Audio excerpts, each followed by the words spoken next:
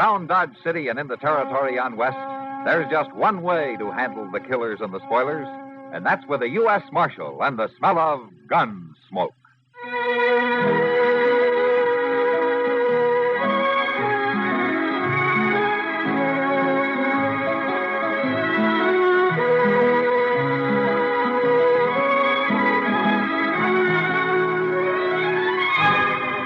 Gunsmoke, starring William Conrad. The story of the violence that moved west with young America. And the story of a man who moved with it. I'm that man. Matt Dillon, United States Marshal. The first man they look for and the last they want to meet. It's a chancy job, and it makes a man watchful. And a little lonely.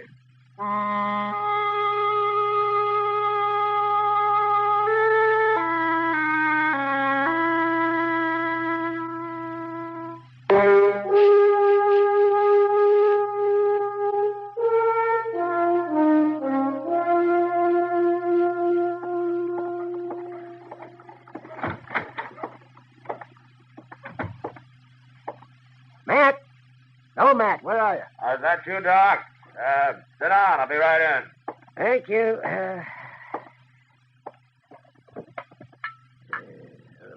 Coffee.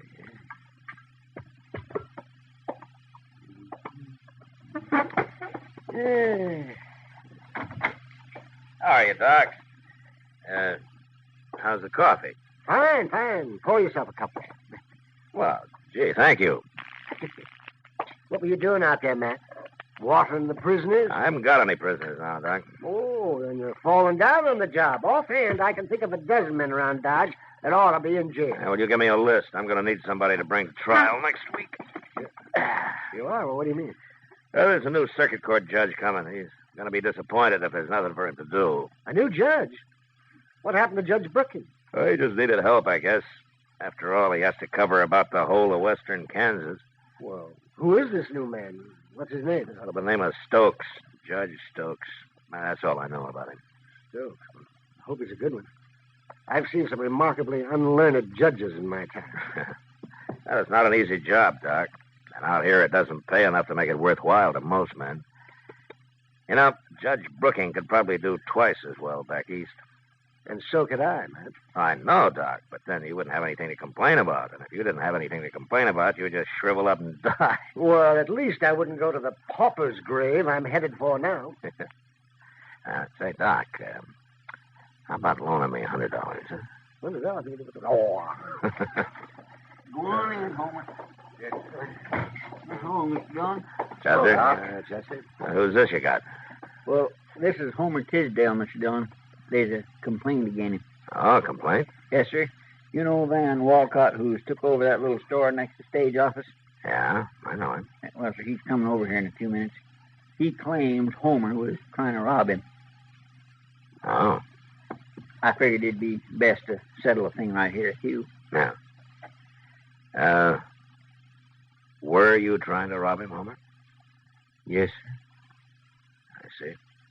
With a gun or what? No, sir. No, I ain't got no gun. You were trying to steal something out of his store, then, is that it? Yes, sir. Where you from, Homer? I haven't seen you in Dodge before. No, sir. I've been homesteading, Saline River.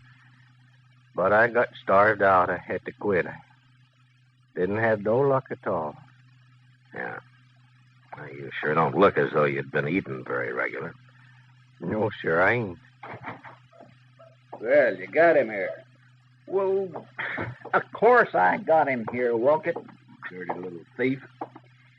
Marshal, I want to sign a complaint against this man. Mr. Walcott, you've been in Dodge about a month now, haven't you?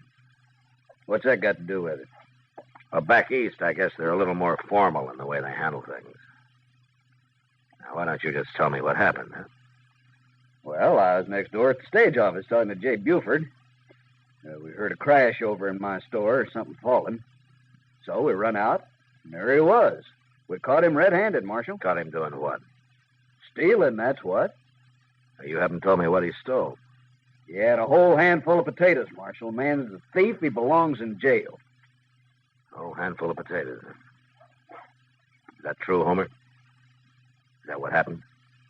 Yes, sir, Marshal. Yes, sir, it's true. I was hungry, and I seen the potatoes.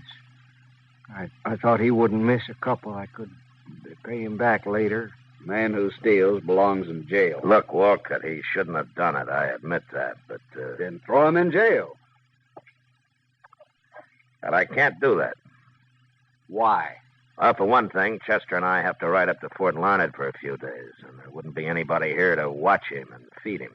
Leave him some water. That's all he needs. Chester, Yes, sir. you take Homer over to the Long Branch. Maybe Sam Noonan can put him to work sweeping out or washing glasses or something, huh? Now, look here, Marshal. You ain't going to make a fool of me. Get going, Chester. Marshal, I'm telling you. Mr. Walcott, why don't you get back to your store? Maybe somebody's found a few pennies and wants to buy that handful of potatoes.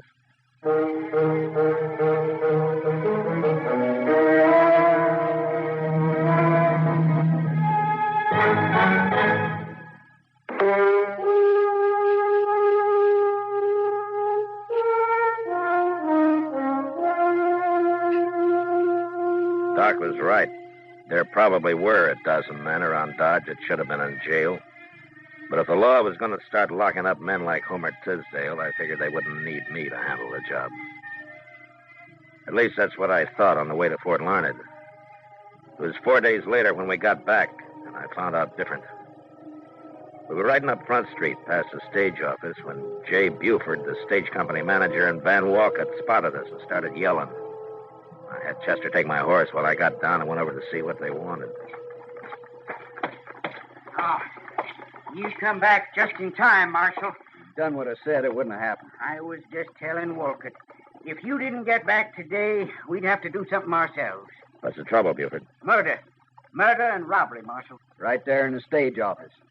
Charlie Reynolds is dead and $10,000 is gone. Happened this morning. Hold up. It was about 8 o'clock, Marshal. And I'd just opened up my store and gone into the stage office to say good morning to Jay. He was standing there talking to Charlie Reynolds, and, well, I no sooner got inside than the voice out back yelled at us to throw up our hands. And we did, too. And then this gunman come forward wearing a mask. He knew right where the money was, too. I had it in the treasure box waiting for the stage to go north, Marshal. And this gunman opened it up. It was all bills. And he scooped them out into his pocket. And then he stood there, Marshal, and he told us not to try to follow him. And then before we could even move, he pulled the trigger on poor old Charlie Reynolds and killed him. Just like that. No reason at all. You didn't follow him. He got away. Well, now, who's going to follow a killer like that? We ain't crazy. Any idea who it was? You bet we do. Who? That mask. That didn't hide nothing. Well, who was it? Homer Tisdale. What? Just as plain as day, even if he hadn't spoke. Homer ain't so meek as he looks, Marshal. He's a killer, that's what he is. All that other's just pretending. You should have put him in jail first off. Any idea where he is? He must be halfway to Texas by now. But you better find him, Marshal. Yeah.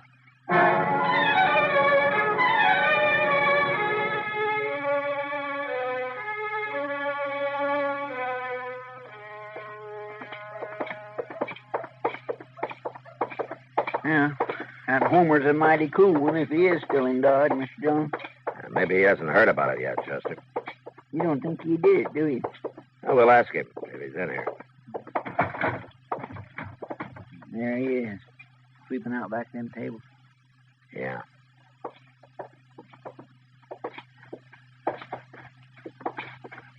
Oh, Marshal, Chester. Oh, Homer? The fella's looking for a drink. It ain't 10 o'clock yet. Homer, how long have you been here? Oh, come into work about 8:30, Marshal. Why? Where were you before that? Out back. Sam leaves me asleep in that shed he's got out there. Homer, can you prove that you were out there at 8 o'clock this morning? Prove it? Did anybody see you? Well, no, nobody ever come out there. Why, Marshal? Well, the stage office was robbed this morning, and a man was shot and killed. No. Jay Buford and Van Walcott witnessed it. Yeah. They say you did it. Me? They're willing to swear to it. Well, I didn't rob them. I didn't kill nobody. I wouldn't do nothing like that, Marshal. You don't believe them, do you? Doesn't matter what I believe, Homer. There are 2 witnesses. You haven't even got an alibi. Well, I was right out back there, Marshal. I was eating a little bread and some bacon that a fellow Will you gave promise me something, Homer? Well, sure, Marshal. What? You promise me that you won't leave Dodge. I'm in bad trouble, ain't I? Yeah. I won't run. I promise. 3 days later, Judge Stokes' circuit brought him to Dodge. I went over and talked to him about Homer Tisdale. And it was like talking into a rain barrel, or rather a whiskey barrel. The judge seemed to have more interest in corn liquor than in the law. And all I could get out of him was that a jury would have to decide the case. So the following Monday morning, court was opened in an old dance hall across the railroad tracks. A jury was sworn in, and Judge Stokes took over. First, he put Van Walcott on the stand, and then Jay Buford. Chester and I sat with Homer and watched. Marshal, something I don't understand. What, Homer? Well, that judge, he'd been talking to Walcott about me. Now he's going to talk to Buford. Is he going to ask me anything? Well, sure, Homer. He'll put you on the stand, but you'll have your lawyer to help you. What? What? That man's sitting right over there. Oh? He's the lawyer that the judge appointed to defend you. Oh. Well, how can he help me? He ain't talk to me. He won't know what to say. Oh, he will talk to you, Will he? Homer. I guess there's no hurry. Mr. Dillon, I never seen that lawyer before. Did you? No, he's a stranger to me, Chester, but Judge Stokes seems to know him. I swear, I don't understand why they ain't no persecutor. Prosecutor, Chester. All right. But I asked the judge about that, and he said that there's no need for one. Evidence now pending before Guess he knows what he's doing. Yeah. Tell the truth, the whole truth, and nothing but the truth, so help you God. I do. Now, Mr. Buford, we've heard the testimony in detail from Mr. Wolcott. So to speed things up a little, I'll just ask you a few questions. Yes, sir. You were at the stage office when the holdup took place, right? That's right, Your Honor. You saw everything Mr. Wolcott saw. That right? Yes, sir. The bandit came in, took $10,000 in bills out of the box, then shot and killed, what's his name? Charlie Reynolds, Your Honor. Charlie Reynolds. All right, Mr. Buford. Now, I want you to tell the gentleman and the jury who that bandit was. It was Homer Tisdale, Your Honor. Homer Tisdale? How did you know it was him? Well, he had a mask on, but it didn't really hide nothing. It was him, all right. And besides, it was his voice, plain as day. Then you knew him before? Sure. The day we caught him robbing Wolcott's store. He's been a thief ever since he come to Dodge. Oh, now, look here. Your Honor. You're out of order, Marshal. But, Your Honor, he's giving the jury a wrong impression of this man. Now, believe me. You sit down, Marshal, or I'll hold you in contempt. Your Honor, don't you understand? All right. There. That's better. The jury's competent to judge the evidence, Marshal. All right, Mr. Buford, you may step down. Yes. We'll now hear from the defense. Take over, Mr. Ship. Oh, Marshal, you didn't talk to me, didn't ask me nothing. You said he would. Just wait a minute, Homer. We'll see what your defense says about it. May it please the court and the gentlemen of the jury, you've heard the evidence. I rest my case. What? Marshal? That ain't no defense. What does that mean, Marshal? He's sitting down already. Marshal? He can't do that. All right, silence. Silence in the court. Silence. The jury will retire to consider the evidence, and it'll return with its verdict in, say, half hour. And it better be the right verdict, or I'll hold you all in contempt. Now, get to work. Marshal, I don't understand, Marshal. I thought a man had a right to say something for himself. Yeah, so did I, Homer. And that defense feller, he didn't help none. Where's the judge going now? Outside for a drink, I expect. Well, what? You wait here with Chester. Will you talk to him, Marshal? Tell him I didn't do it. I'll be back, I Homer. didn't do nothing.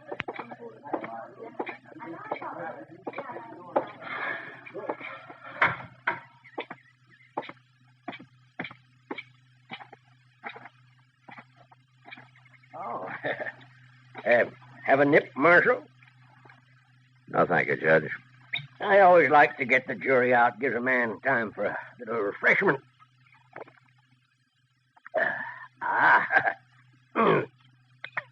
That's good corn you make here. Yeah. You know, Marshal, I'm a drinking man, but I've never been drunk in my life. Never once. Well, that's fine, Judge.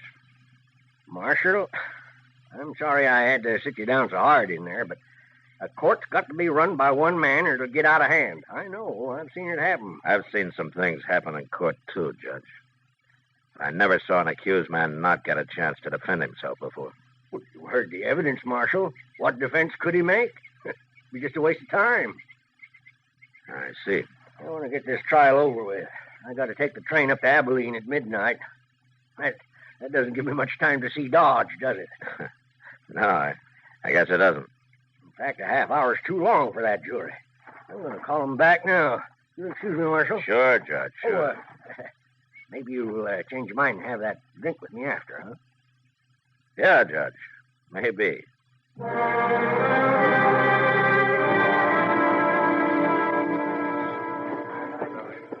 Well, he sure didn't give that jury much time, did he, Mr. Dillon? No, he didn't, Chester. Marshal, what do you think they'll say? They haven't much choice, Homer. Well, gentlemen, have you reached a verdict? We have, Your Honor. Let's hear it. We find the defendant, Homer Tisdale, guilty. Homer Tisdale? I ain't guilty, Marshal. Stand up. I didn't do nothing. Stand up, Homer. Go on. It ain't fair.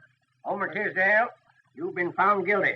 Where's the money? What did you do with that $10,000? I ain't got it, Judge. I didn't take it. Honest, I didn't Silence! take it. Since you won't tell us where you buried that money, I'm going to sentence you. For robbery, you get 20 years in prison. 20 years. But you'll never serve 'em, Homer Tisdale. You're a double-dyed monster, and your hands are steeped in human blood. Creatures of your like aren't fit to live. Away with you. And for murder, I sentence you to be hanged by the neck until you are dead. Court dismissed. Marshal, did you hear him? Did you hear what he said? I declare I never seen nothing like this. There might just as well not have been no trial at all. Take Homer to jail, Chester, and keep him there. Well, it ain't right, Mr. Dillon. It just ain't right at all. Do it, Chester. Yes, sir. Where are you going? I'm going to have a drink with Judge Stokes. What? Yeah. We're going to become real good friends.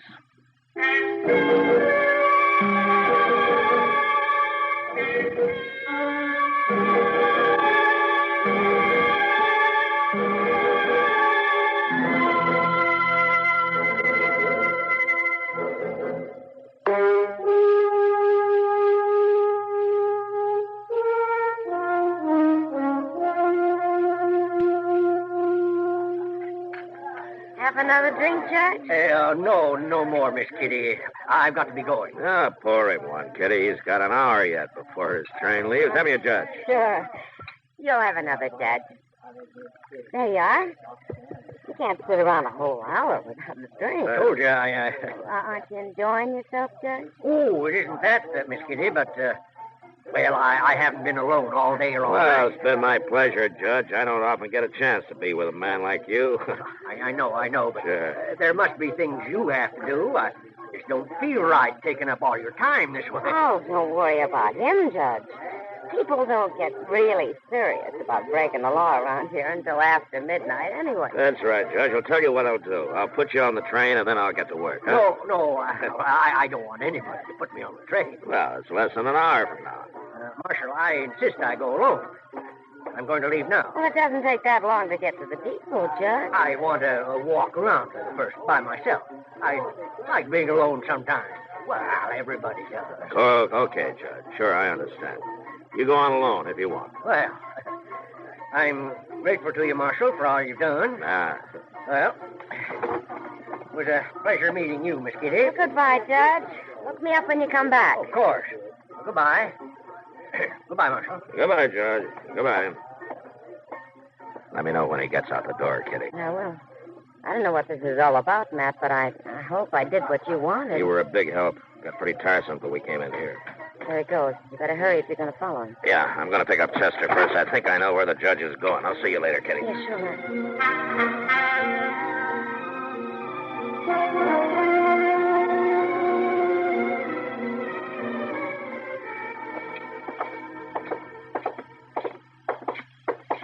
I declare must have drove him crazy, Mr. Dillon. You dogging him around that way. I worried him some, Chester. That's how I knew I must be right.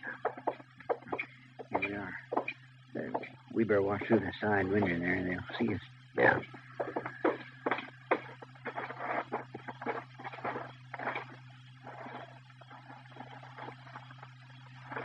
Can you see anything, Mr. Dillon? Yeah. They're in there, all right. Judge Stokes is with them.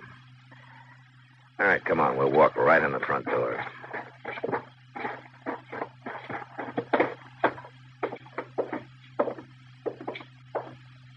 You get to one side when we go in, Chester. Yes, sir.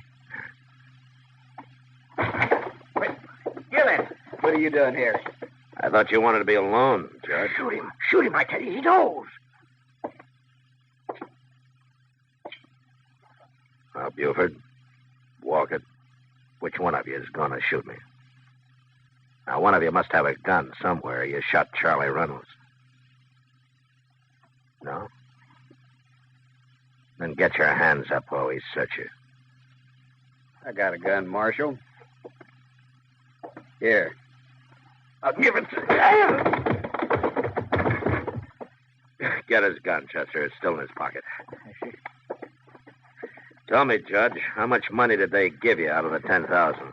I don't know what you're talking about, Marshal, but I'll have you in court for this. Oh, I'll be in court with you and in front of Judge Brooking. You know, you overplayed your hand today, Judge Stokes. You and that bought defense lawyer, and I'll find him before the night's out. You wouldn't dare arrest a judge. Whoever heard of such a thing? Well, now, I guess maybe a judge is a pretty important man, isn't he? He certainly is. Yeah. Well, I tell you, since you are the most important man here, I'm going to give you a cell by yourself. You can have Homer Tisdale's. He won't be needing it anymore.